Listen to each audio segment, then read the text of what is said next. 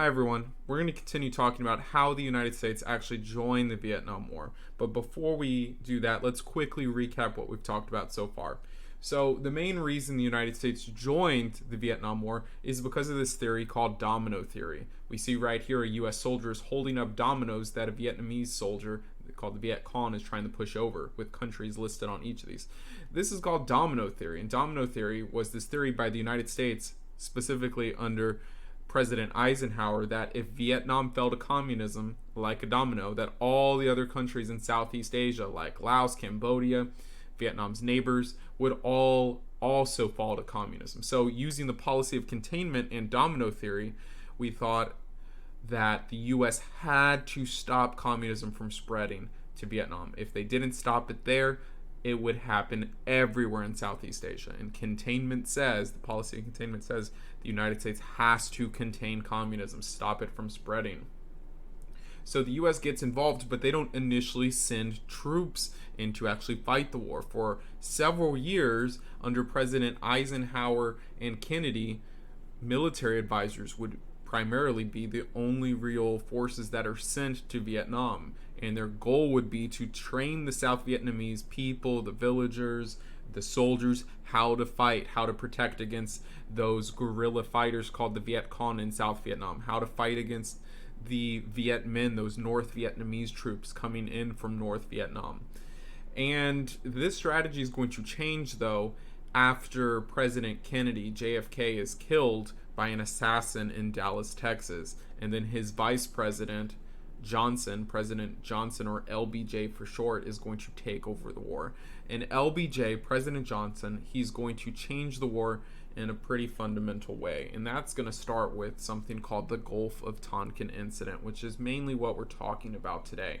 So the Gulf of Tonkin is this area near North Vietnam, near Vietnam in general. As you see, Vietnam is this little line right here that goes all the way down in this Gulf. So what ends up happening is in the Gulf of Tonkin, the U.S. was patrolling in this area. And in 1964, August 2nd, a U.S. warship that was patrolling, called the USS Maddox, up here towards North Vietnam, is going to reportedly be attacked by 3 North Vietnamese torpedo boats. 1, 2, 3. It's not going to sustain any damage. Most of the torpedoes are going to miss, but it shows that the North Vietnamese are trying to provoke or attack the United States, who at this point is only advising South Vietnam with their troops, with those military advisors. So 2 days later, August 4th, 1964, the U.S. is going to send another ship, United States ship, or USS Turner Joy, which is going to come in to reinforce the Maddox, the USS Maddox. So after that, it's unclear, but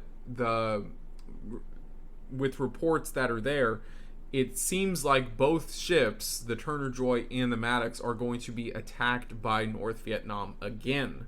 So what President Johnson is going to do is use this incident, which we call the Gulf of Tonkin Incident, where these 2 ships are attacked, as an excuse to escalate the war in Vietnam. And what I mean by escalate is get more intense, intensify the war. And that means sending more soldiers, and actually not just sending advisors this time, but actually fighting. So the domino theory is why the United States gets involved in Vietnam, but they only send military advisors.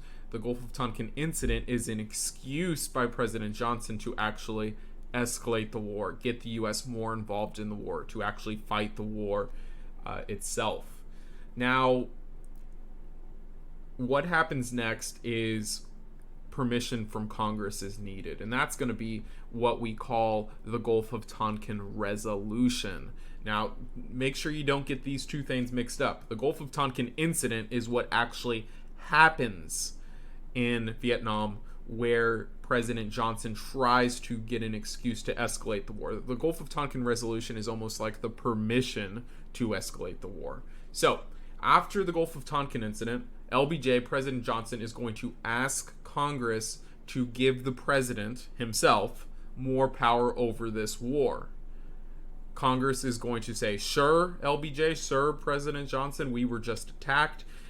You get more say, you get more permission, you get more power over this war. Now, to help you understand the difference right here, the Gulf of Tonkin Resolution, a resolution is pretty much just another name for a law. So basically, Congress passes a law, a resolution called the Gulf of Tonkin Resolution, to increase the president's power.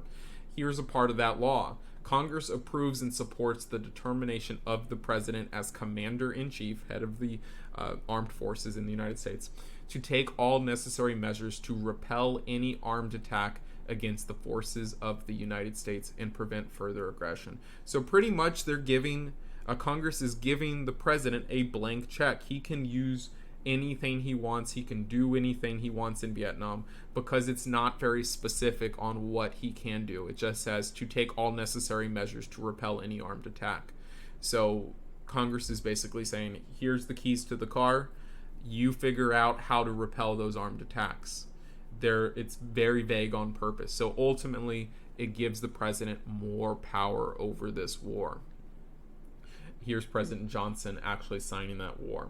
So, like we said, Congress, with the Gulf of Tonkin Resolution, has given the president the power to do basically whatever he wants. And what does President Johnson choose to do?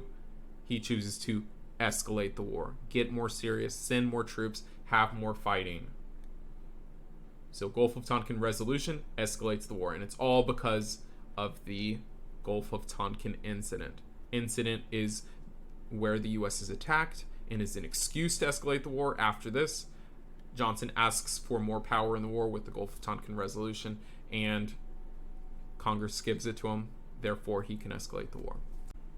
Now that President Johnson has escalated the war, the United States, once again in its history, needs more troops. So what do they do again? They use that Selective Service Act and they draft more troops. So the military draft is going to start happening. So at random, U.S. citizens, usually males above the age of 18, are going to be randomly selected in a lottery-style selection where each person has a number, and that number, if it's picked, that person has to go to war.